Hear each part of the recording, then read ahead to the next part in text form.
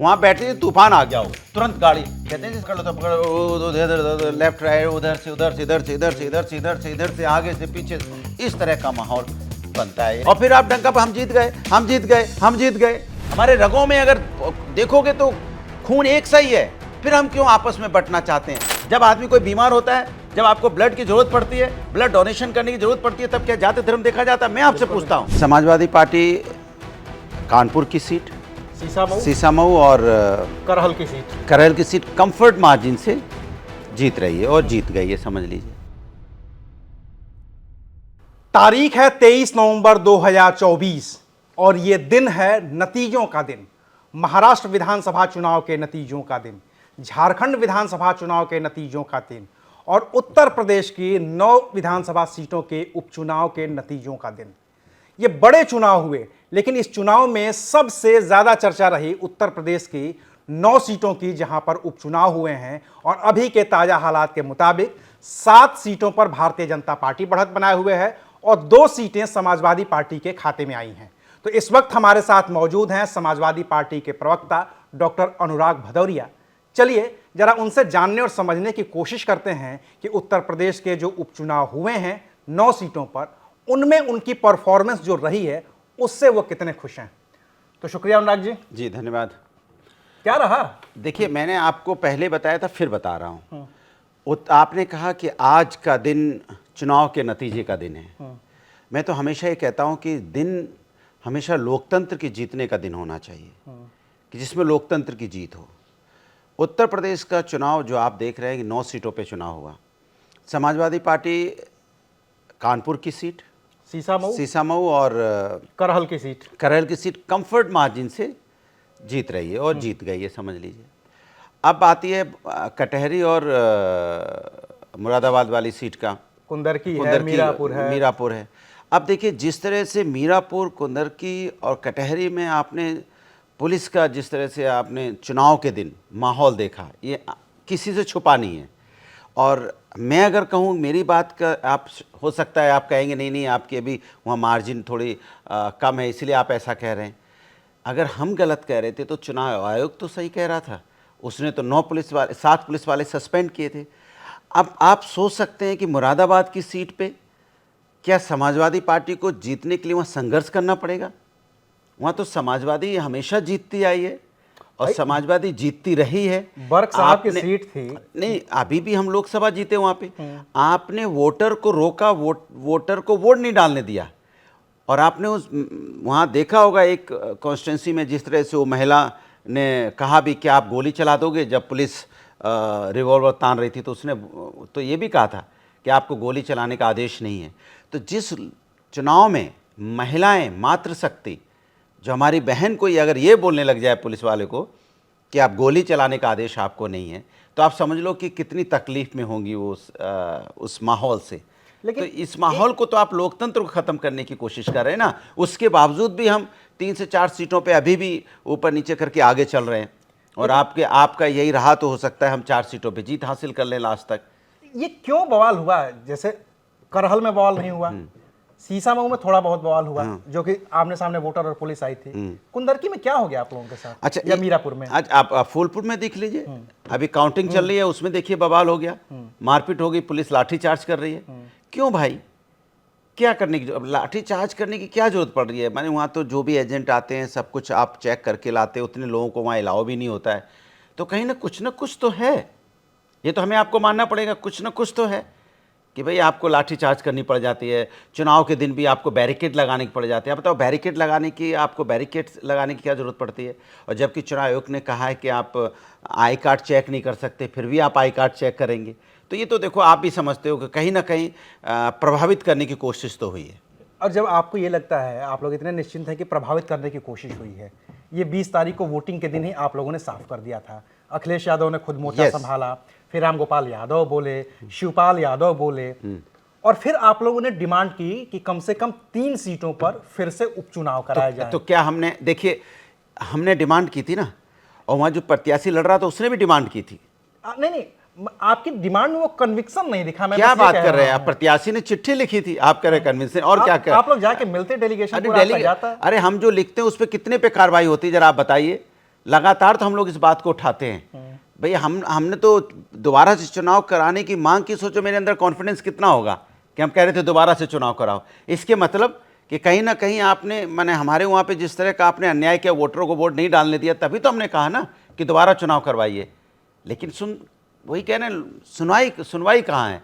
नहीं, मैं जिस कन्विक्शन की बात, फॉलो अप लिया आप लोगों ने? किसी ने पूछा चुनाव आयोग से? किसी अरे से भाई, चुनाव आयोग, मैं कह तो रहा हूँ कि चुनाव आयोग खुद कुछ नहीं करें। अच्छा बताओ, चुनाव आयोग की क्या जिम्मेदारी है कि सारी चीजें हम तो उठा ही रहे हैं, खैर उनकी भी तो कुछ जिम्मेदारी है कि नहीं है? आप बताइए। सारे होता है ना कि एक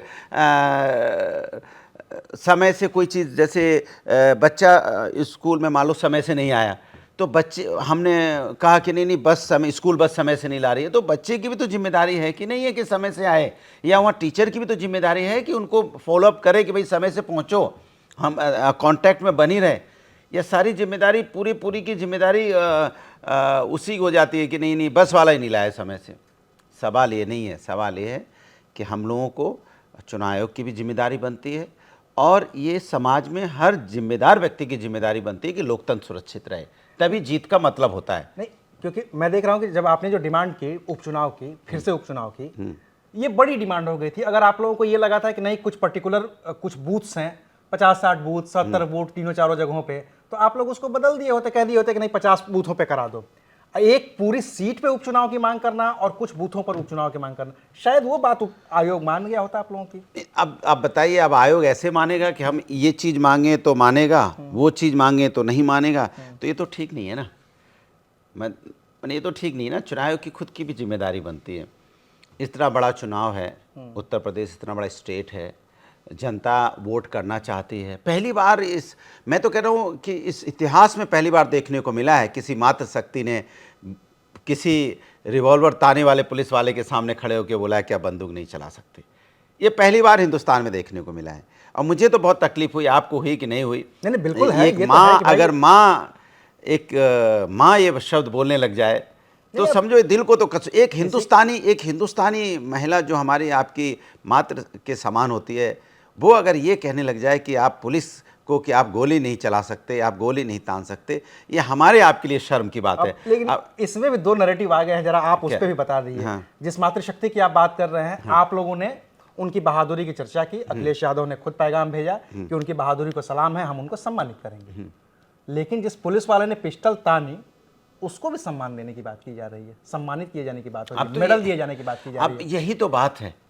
अब सोचिए, यही तो बात है। महिला कह रही है कि आप गोली चलाने का आदेश नहीं है। क्या मातृशक्ति का सम्मान नहीं करेंगे? मातृशक्ति के सम्मान को भूल जाएंगे? उसमें भी अगर आप जाति धर्म देखेंगे तो मुझे लगता है ये हिंदुस्तान के लिए बड़ी शर्म की बात होगी। हिंदुस्तान में हर व्यक्ति हिंदुस्तानी है, उसके रग में हिंदुस्तानी खून है, वो उसका भी उतना ही अधिकार है जितना मेरा इस देश पे, इस मिट्टी पे है। हम सब हिंदुस्तानी का बराबर का अधिकार है। जितना आपका अधिकार है उतना ही मेरा अधिकार है, उतना ही हमारे सामने बैठे उस व्यक्ति का अधिकार है। तो फिर आप किसी के अधिकार में अपना पराय कैसे कर सकते हैं? और जिस देश में, जिस समाज में अपने पराय की बात होने लग जाएगी, आप समझो आप समझ सकते हो कि उसका फ्यूचर किधर ले जाने की बात हो रही है। मतलब आप विकास के रास्ते पर नहीं ले जाना चाहते, आपको सत्ता पाने के लिए आप कोई भी हथकंडा अपनाना चाहते हो। ये ठीक नहीं है, समाज के लिए ठीक नहीं। ये जोड़ने की बात नहीं है, ये तोड़ने की बात है। तो ये तो बात, नारा तो चला था कि बटेंगे तो कटेंगे, इसका असर क्या देखने को मिल गया? माने वही तो कह रहे हैं, किसको काटना चाहते हैं, किसको कौन से बटने की बात कर रहे हो? मैं तो पूरा हिंदुस्तान एक है। मैं तो आज तक यही बचपन से देखता आया हूँ, हम सब एक हैं, हम समाज में एक साथ रहते हैं, एक स्कूल में पढ़ते हैं, एक हॉस्पिटल में जाते हैं, एक टीचर के साथ पढ़ते हैं, एक डॉक्टर मुझे इलाज करता है, वो आपका भी इलाज करता है, उसका भी इलाज करता है। तब आप क्यों नहीं पूछते कि डॉक्टर साहब अच्छा डॉक्टर है तो आप किसको देखते हैं, किसको नहीं देखते हैं? एक ही स्कूल में जाते हैं हम लोग, एक ही समाज में रहते हैं, एक ही पानी पीते हैं, एक ही हवा लेते हैं। एक अगर उनको जितना पॉल्यूशन मिल रहा है हमें भी मिल रहा है, शुद्ध हवा उनको मिल रही तो हमें भी मिल रही है। एक ही संसाधन में जीने वाले लोग कैसे आपस में बांट दे रहे हो आप? कैसे बट जाएंगे भाई, जरा बताओ। मैंने तो बचपन से देखा ही नहीं बटते हुए। हम जो सांस में हवा लेते हैं, मेरे साथ वाला बैठा वही हवा वो लेता है। जिस पेड़ से फल खाता हूं, उस पेड़ से वो लोग, सभी लोग जो हमारे समाज के, चाहे किसी वर्ग को, हिंदू मुस्लिम सिख ईसाई, सभी उस पेड़ से फल खाते हैं। जो अमरूद का पेड़ से मैं अमरूद तोड़ता हूं, उस अमरूद के पेड़ से वो भी अमरूद तोड़ते हैं। जिस आम के बाग से हम आम लेते हैं, उस आम के बाग से वो भी आम खाते हैं। जिस हवा में हम, जिस पानी से हम पीते हैं, जहां से सप्लाई का पानी हमें मिलता है, वही सप्लाई का पानी उन्हें मिलता है। जिस हॉस्पिटल में हम इलाज कराते हैं, उस हॉस्पिटल में वो भी इलाज कराते हैं। जिस कॉलेज में हम पढ़ते हैं, उस कॉलेज में सारे समाज के लोग पढ़ते हैं। तो आप उसको कैसे डिवाइड कर सकते हो, मुझे समझ में नहीं आया। सिर्फ सत्ता के लिए आप बांट देना चाहते हो। जब आदमी कोई बीमार होता है, जब आपको ब्लड की जरूरत पड़ती है, ब्लड डोनेशन करने की जरूरत पड़ती है, तब क्या जाति धर्म देखा जाता है? मैं आपसे पूछता हूं। बिल्कुल नहीं। नहीं, जब हम ब्लड डोनेशन देने जाते हैं, कैंप लगता है, कभी आपसे पूछा कि आप किस धर्म के हो? क्योंकि उस समय सिर्फ एक देखा जाता है कि आपका वो पॉजिटिव है कि नहीं, खून है कि नहीं, बी पॉजिटिव है कि नहीं, या जो भी उसकी ब्लड ग्रुप की जरूरत है, उस ब्लड, जब हमारा ब्लड ग्रुप एक हो सकता है, जब हमारा ब्लड हमारे ब्लड में चढ़ सकता है, तो सोचो हमारे फिर हमारे आप में फर्क क्या है? जब ये खून, हमारा खून जब आपके शरीर में चढ़ सकता है, आपको जब जरूरत होगी, तो हम अलग कैसे हो गए? यही तो मैं जानना चाहता हूं, जो मेरी नींद हराम किए हुए रात भर। क्योंकि कोविड में मैंने देखा है जिस तरह से लोग बीमार थे, जब हमें कुछ लोगों की जरूरत पड़ी तो सभी जात धर्म के लोगों ने खून दिया। वो खून रगों में दौड़ रहा है। उस खून को कैसे निकाल दोगे आप? खून को कैसे आप बांट देना चाहते हो? इसके मतलब हम सिर्फ अपना सत्ता पाने के लिए हमारे आपके बीच, अंदर हम सब एक हैं। हमारे रगों में अगर देखोगे तो खून एक सा ही है, फिर हम क्यों आपस में बंटना चाहते हैं? ये बीजेपी इसके मतलब सिर्फ सत्ता के लिए बांटना चाहती है। ये दुर्भाग्य है। जुड़ेंगे तो जीतेंगे। हम हमेशा यही बोलते हैं, साथ रहने की जरूरत है, हम एक हैं। हम जोड़ने की बात करते हैं। अगर हम पीडीए की बात करते हैं, जैसे आप सवाल दूसरा यही पूछोगे, पीडीए की बात करते हो तो हमेशा आपने देखा होगा समाज के अंदर, घर के अंदर, परिवार के अंदर में जो बच्चा पीछे छूट जाता है, हम कोशिश क्या करता है, माँ बाप या घर के जो बुजुर्ग बड़े पीछे छूट गया तो हाथ पकड़ के बाहर सामने लाते हैं ना। हाँ। तो वही पीडीए, हमने इसीलिए तो पीडीए लिया। पिछड़ा, दलित, अल्पसंख्यक, पिछड़े, आदि आबादी जो पीछे छूट गई है, कुछ लोग आगे दौड़ रहे हैं, वो भी मुख्य धारा में शामिल हो जाएं, तो हम उनको आगे लाना चाहते हैं। हम सबको बराबर जोड़ के एक साथ आगे बढ़ना चाहते हैं। तो क्या गुनाह है ये? हम तो एक परिवार मान रहे हैं समाज को। ये समाज हमारा एक परिवार है। इस परिवार में कोई बच्चा अगर कोई पीछे छूट गया है, उसे हमें आगे ले आना है और मुख्य धारा में शामिल करके उसको दौड़ में शामिल कराना है। तभी तो समाज आगे बढ़ेगा, देश आगे बढ़ेगा। हम देश और समाज आगे बढ़ने की बात करते हैं। आप क्या बात करते हो? बांटने की बात करते हो। तो बांटने में और जोड़ने में फर्क है। पीडीए जोड़ने की बात कर रहा है, आप बांटने की बात कर रहे हो। तो ये फर्क है। तो एक सवाल का ईमानदारी से जरा जवाब बिल्कुल ईमानदारी से कि आप जोड़ने की बात करते हैं, वो बांटने की बात। आप अपने वोटरों को क्यों नहीं जोड़ पाए? 9 सीटों में से 7 सीटें। ईमानदारी से जरा बताइए कि आपसे गलती कहां हुई है। देखिए, ईमानदारी से मैं आपको बता रहा हूं और मैं कैमरे में देख के बता रहा हूं। अभी तो मैं आपको देख के बता रहा था, क्योंकि मेरे दिल में सच्चाई है, आंख में सच्चाई है। हमने चुनाव को करीब से देखा है। चुनाव को जिस तरह से प्रभावित किया गया, चुनाव को जिस तरह से, आप जानते हो, गांव के लोग बहुत सीधे, सिंपल और बहुत साधारण व्यक्ति होते हैं। गांव में अगर पुलिस भी आ जाती है तो गांव के लोग डर जाते हैं। लेकिन गांव में आप पुलिस अगर बार बार उनके आई कार्ड को चेक करेगी, पुलिस जैसा माहौल बनेगा, तो बताइए साधारण व्यक्ति के अंदर डर तो पैदा होगा ना। आप डर पैदा करके अगर चुनाव जीतना चाहते हो, क्या ये सही है?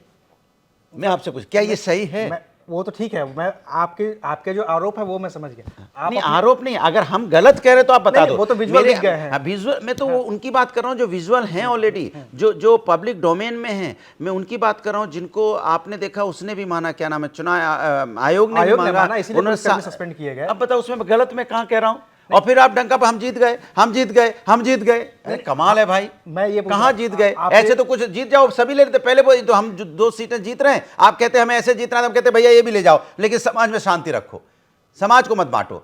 आपको सत्ता चाहिए, ले लो सत्ता, लेकिन हमारा प्यार, मोहब्बत, भाईचारा क्यों खत्म करना चाहते हो? एक हिंदुस्तान जीता जागता हिंदुस्तान है, इसकी हंसी क्यों छीनना चाहते हैं? लेकिन भदौरे जी ऐसे ही दे देंगे सीटें, तो ये बताइए 27 का सत्ताधीश कैसे बनेंगे? नहीं, मैं एक बात की बात कह रहा हूं, 27 में जनता हमें सत्ताधीश बनाएगी। क्योंकि नहीं, आप जिसकी बात कर रहे हैं, अभी वाली जो बात भी हो रही है, ये तो हमेशा होता रहेगा ना। अगर जिस तरीके के आरोप अगर आप लगा रहे हैं, जिसके विजुअल आ रहे हैं, ये तो कभी भी हो सकता है फिर आप लोगों के साथ। तो फिर 27 में कैसे काम? नहीं, 27 में जनता, देखिए 27 में जनता मन बना चुकी है। हम लोग फील्ड में ये देख चुके हैं कि आपने कोशिश की बांटने की, लेकिन हम बटे नहीं, डटे रहे। और सीसामऊ की सीट आपने देखा, बीजेपी के जो हारे हुए नेता ने क्या बोला? अवस्थी है ना वहाँ पे, क्या बोले? अरे भैया हार गए। तो पूछा क्यों हार गए आपके माए? भैया हार गए क्योंकि हिंदू वोट बट गया हो। अरे क्या बात कर रहे हो, बट गया? अरे तुम्हारे नारे को उसने एक्सेप्ट नहीं किया कि तुम कोशिश कर रहे थे हमारे समाज को बांटने का, इसलिए बीजेपी के प्रत्याशी हारने के बाद खुद कह रहे हैं कि हिंदू वोट बट गया, मतलब हिंदू वोट समाजवादी पार्टी के साथ आ गया। या इसके मतलब समाजवादी पार्टी जो बात कर रही है जोड़ने की, हमारे साथ लोग जुड़े और आपको नकारा है। ये मैं नहीं कह रहा हूं, ये बीजेपी के हारे हुए प्रत्याशी कह रहे हैं। तो मैं क्या गलत कह रहा हूं बता दीजिए। इसके मतलब उन्होंने जो नारा दिया वो नारा फेल हो गया। ये तो चलिए सीसा मोर करहल की बात हो गई ना। मैं आपसे मैं प्रत्याशी की बात कर रहा हूं। प्रत्याशी प्रत्याशी ने ये बात माना और ऑन कैमरा ये बात कही है, तो आप समझ सकते हो कि समाज जुड़ रहा है। इसलिए 2027 में उस प्रत्याशी की बात को आप ले लो। मैं उस प्रत्याशी की बात का एक सैंपल कलेक्ट कर लो। वो सैंपल ये कह रहा है कि 27 में जो समाजवादी पार्टी ही सत्ताधीश होगी। एक आखिरी सवाल का जवाब दे दीजिए। ये सारी बातें हो गई 2024 के लोकसभा चुनाव में, अभी हाल ही में आप लोगों ने बम्पर जीत दर्ज की और समाजवादी पार्टी का प्रदर्शन ही ऐसा रहा कि जिसने बीजेपी के अब की बार 400 पार के नारे को ध्वस्त करने में बड़ी भूमिका निभाई। आप लोगों ने 240 पर रोक दिया। क्या इसका ओवर कॉन्फिडेंस इस उपचुनाव में आप लोगों को थोड़ा सा बर्बाद कर दिया? देखिए, उपचुनाव जो था कोई ओवर कॉन्फिडेंस की बात नहीं थी। कभी कभार ऐसा होता है, जैसे मैंने आपको बोला, क्योंकि सत्ता उनकी थी यहाँ पे, और सत्ता का जो इस्तेमाल कर सकते थे जितना ज़्यादा से ज़्यादा, उसका जितना तंत्र का जितना उपयोग कर सकते थे उतना उपयोग उन्होंने किया। ये आप भी मानते हो, हम भी मानते हैं, चुनाव आयोग भी माना है, तभी उसने सस्पेंड भी किया है। माना है तो है चुनाव आयोग ने, सस्पेंड तो चुनाव आयोग ने किया है ना। चुनाव आयोग को लगा कहीं गलत हो रहा है, तभी चुनाव आयोग ने 7 पुलिस वाले सस्पेंड किए थे। ये आप भी मानिए। नहीं, जब इतना बोल दिया तो ये होते आप लोग भी तो सत्ता में रहे हैं, ये दुरुपयोग होता है? नहीं, हम लोग जब सत्ता में थे तो हम लोकतंत्र और संविधान का मानने वाले लोग थे। हम जब भी सत्ता में रहे हैं, हम विकास की राजनीति करते रहे। हमने कभी भी समाज के अंदर में धर्म के नाम पे राजनीति नहीं की। धर्म मेरा आस्था का विषय रहा है। हमने कभी ये नहीं कहा कि आइए धर्म के नाम पे हम लोग राजनीति करते। राजनीति में धर्म का निर्वाह करते हैं और हमेशा से जनता के मुद्दों को लेकर चर्चा करते हैं, जनता के विकास की बात करते हैं। इसीलिए आज तक हम अपना काम गिनाते हैं और एक सांस में गिना देते हैं। 10, 90, 100 डायल, मेट्रो हमने बनाई, एक्सप्रेस वे हमने बनाई, स्टेडियम हमने बनाए, मेडिकल कॉलेज हमने बनाए, एक्सप्रेस वे यूनिवर्सिटीज़ हमने बनाई, लॉ कॉलेज आप देखोगे रामनोल लोहिया अगर लखनऊ के अंदर में, तो समाजवादी का देन है। आपने स्टेडियम बनाया, ये सब हमने भी देखा है। देखा है ना। तो हम काम गिनाते हैं ना, एक सांस में काम गिनाते हैं ना। गाजियाबाद का देखिए, हमने एलिवेटेड रोड बनाई, जो लोग इतनी दिक्कत होती थी सीधे आज पहुंच जाते हैं। तो हम लोगों ने एक विकास किया ना। इनका एक काम बता दीजिए सिवाय इसके कि ये बटोगे कटोगे। ये तो कहते हैं 4 एक्सप्रेसवे और दिए ही हैं इन लोगों ने भी। तो पूर्वांचल एक्सप्रेसवे बन गया, जो हम पूर्वांचल एक्सप्रेसवे की जमीन खंड बन गया, वही में कह रहा। तो एक बार चल के देख लो, उस पे पता चल जाएगा। हिलोरे मारते चलते, हिलोरे मारते ना, गाड़ी चलती है, गाड़ी में चलते हुए आदमी को पकड़ के बैठना पड़ता है। आपका भी कार में जाइए, पकड़ के बैठना पड़ेगा। तो अगर मेरा घर उसी पे है, तो पकड़ के बैठते हो कि नहीं बैठते हो? नहीं तो ऐसे ऐसे कहो ऐसे गाड़ी स्पीड चलते ही आप ऐसे ऐसे ऐसे ऐसे ऐसे ऐसे पूरी गाड़ी, पूरा शरीर हिलता रहता है, पकड़ के बैठना पड़ता है। हमने कई लोगों को देखा ऐसे पकड़े बैठे हुए थे। हमने कहा पकड़े भैया? अरे भैया गाड़ी बहुत हिलती है, चलो पकड़ के बैठा। एक्सप्रेस वे पे जाइए, आराम से आप आनंद से जाइए, एकदम बैठे रहिए, ना पेट का पानी लेगा, सीधा पहुंच जाएंगे। कहीं कोई झटके पता ही नहीं चलता गाड़ी चल रही है कि नहीं चल रही। एकदम शांत, जैसे होते शांत लहर की तरह आप चले जा रहे हैं। वहाँ बैठते हैं, तूफान आ गया हो, तुरंत गाड़ी, कहते हैं जैसे आप उसमें देखा फ्लाइट में कभी आप गए हो, टर्बुलेंस होता है, जैसे तुरंत तो उधर से कभी जब अच्छी तरह चल रहे होते हैं तो टर्बुलेंस होता है, जब डिस्टर्बेंस होती है तो पकड़ लेते हैं ना आदमी। यानी पकड़ लो तो पकड़, उधर लेफ्ट राइट, उधर से इधर से इधर से इधर से इधर से इधर से इधर से आगे से पीछे, इस तरह का माहौल बनता है। ये एक्सप्रेस वे ऐसा है, सोचिए आप। और हमारे एक्सप्रेस वे आप गए होंगे, कहीं कुछ पकड़ने की जरूरत नहीं। बढ़िया तो बनाया, इसमें कोई दो राय नहीं। मान को तैयार हो तो बहुत बढ़िया बनाया। धन्यवाद बोलिए फिर इस बात का। और आपका गांव जिसमें पड़ता है उसमें पेट आपका पूरा शरीर हिल जाता है, फिर जाके कमर का। हमें तो उम्मीद है कि आप लोग बलिया तक बना देंगे, लेकिन वो गाजीपुर तक ही रह गया। नहीं, लेकिन आपने देखा आप जिस पे जाते हैं उस पे फिर उतरने के बाद आपको कमर नहीं ठीक करनी पड़ती है। कोई दो राय नहीं, बहुत अच्छा एक्सप्रेस। नहीं, जिस पे आपका घर पड़ता है उस पे फिर उतरने के बाद कमर ठीक करनी पड़ती है। दिक्कतें उसमें है, अभी उसमें पैचिंग का वर्क चल रहा है। मैं जब भी जाता हूँ घर पे तो कभी ना कभी पैचिंग वर्क दिख ही जाता है उसमें कि नया बना एक्सप्रेसवे। लेकिन कितनी थकावट होती है बताइए? नहीं, थकावट होती है बिल्कुल बिल्कुल। एक्सप्रेस वे पे नहीं होती होगी, आगरा लखनऊ एक्सप्रेस वे पे। अच्छा बनाया, मैं तो कही रहा हूँ, तो और कैमरा कह रहा हूँ। इसलिए आपको बहुत बहुत धन्यवाद कि कम से कम आप मानते हैं ऑन कैमरा कि समाजवादी अच्छा काम करते हैं। यही अच्छा काम समाजवादी पार्टी को 2027 में सत्ताधीश बनाएगी। चलिए, तो ये थे डॉक्टर अनुराग भदौरिया, समाजवादी पार्टी के प्रवक्ता, जिनसे हम यूपी की 9 विधानसभा सीटों पर हुए उपचुनाव पर बातचीत कर रहे थे। ये बातचीत आपको कैसी लगी हमें कमेंट करके जरूर बताइएगा। शुक्रिया।